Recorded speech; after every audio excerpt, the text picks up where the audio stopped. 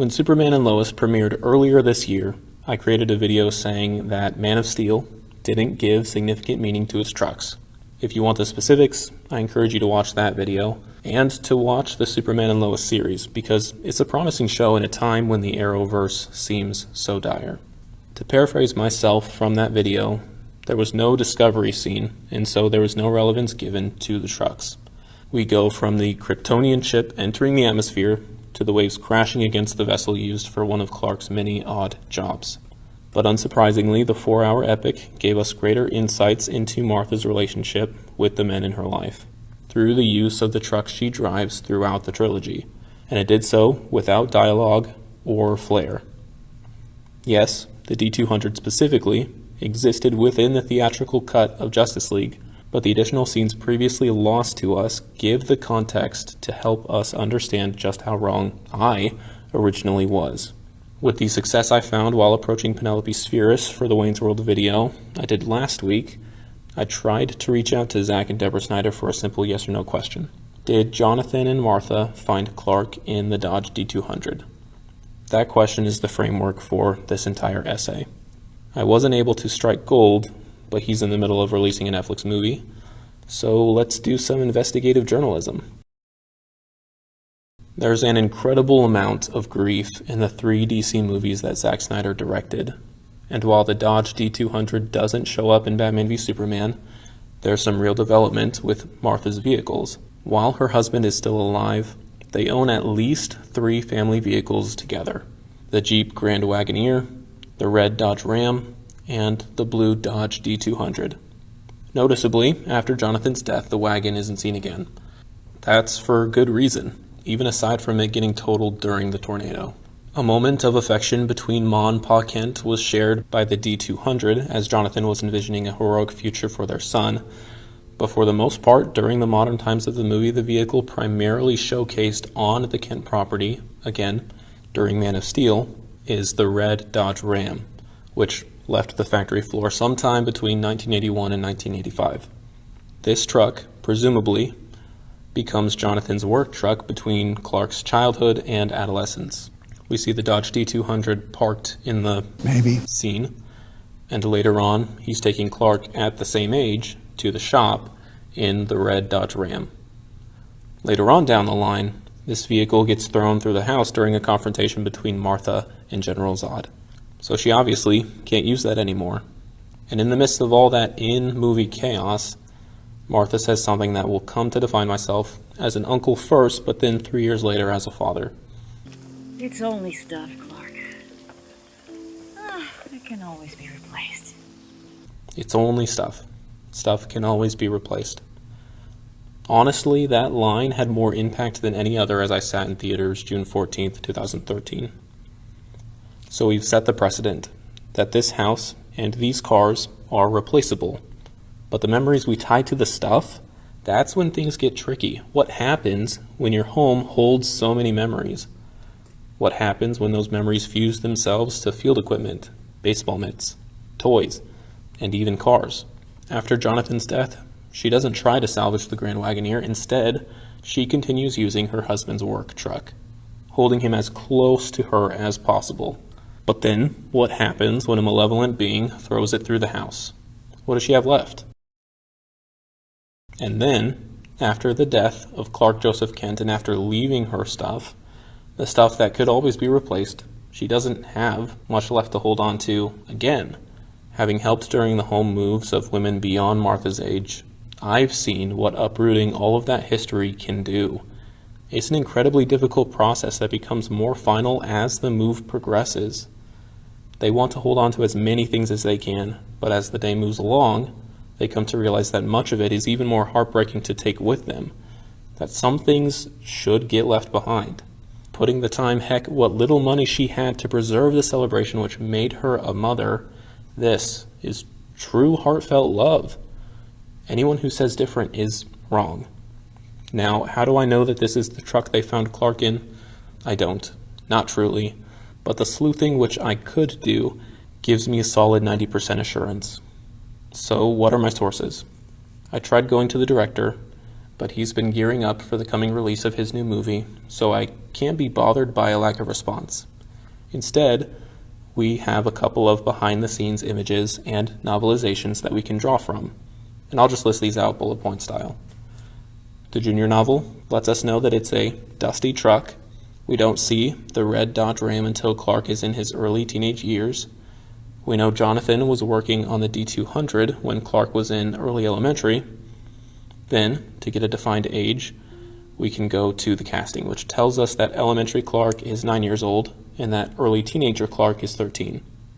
So, between the age of 9 and 13, Jonathan decides enough is enough, that the dusty truck has reached the end of its life cycle and parks it in the side yard. He's not going to get rid of it, though. He doesn't appear to have thrown anything away that connects to his son even remotely. So if Clark is 13 years old at the end of the truck's life cycle, I'm going to strongly posit that the D200 is the same truck they found Clark in. It also can't be the 1981 to 1985 Dodge Ram if the landing is in 1980 at the latest. And where did I get that number? The novelizations also tell us that Clark's wandering phase is 33 years after the landing of the Kryptonian spaceship. If the events of Man of Steel occur in 2013, the landing would take place in 1980. If the events in the movie are earlier, then the landing year is also earlier. So approximately 20 years between the truck bed scene and the truck stop scene. It's unknown the amount of time during the events of the movies, but we can assume no more than a month for both the events of Man of Steel and Batman v Superman. There are 18 months between the climax of the first movie and the beginning of Batman v Superman's events, and 1, maybe 3 months at most after BVS do we get the setting of Justice League. The clue there, Lois's pregnancy. So, from the time Pa Kent has decided to park the Dodge D200 and Martha uses it to haul her possessions from her Smallville home, there's a time difference of approximately 22 years. Martha Kent resurrects the truck that she found Clark in as a final memento before she leaves the home for what she thinks is for good. And then, and here's the real beauty of it, she's in the same truck days later when she finds her boy standing in a field on the storied Kent property. As a side note, the last time Martha sees her son alive is in nearly this same spot when she tells him, You don't owe this world a thing. You never did. While we've looked at the relationship of this car to its owners, I've shied away from the analytic process that I usually do. Does this car make sense for the character? And while the relationship aspect works, usually I look at the car materially, meaning asking the question, does it perform the job for its uses? So let's do that here, starting with some history. The film's Dodge D200 was provided by Valo Auto Museum, an Illinois-based setup which worked out nicely for the Smallville layout, which was shot in Plano, Illinois. When asked to partner again, after providing vehicles for WB's The Great Gatsby, the director of the museum, Brian Graham, said, the studio wanted an old farm truck for the Kent family vehicle. I wanted to find something that looked well worn, broken in, and something that appeared to have been sitting in a field. When I found this vintage truck, I knew this was the one. Now, there's no rule saying that the Kent truck needs to be a particular model. It could be an F-150 or GMC, but surprisingly, I don't think it's ever been a Chevy, and I could be wrong. Anyway, interestingly enough, Valo Auto Museum sourced this truck from Kansas and hauled it back to the movie production base in Yorkville. But for main vehicles, major motion pictures don't rely on just one, but instead have several backups for the rigorous shooting schedules. The trick here, Dodge trucks aren't too plentiful. Grams and his crew managed to find 2 more D200s, likely of different years than the originally sourced 63. The special effects department then went about color matching to get the dusty truck required for the script. But does this truck fit the needs for the role? Let's move on to the truck's next job, transporting the family. They have a bench seat, so they have the seating for a family of 3. But whoa, it's 2021. You're not allowed to have children in the front seat. Well, again, If set in 2013, then the landing was in 1980.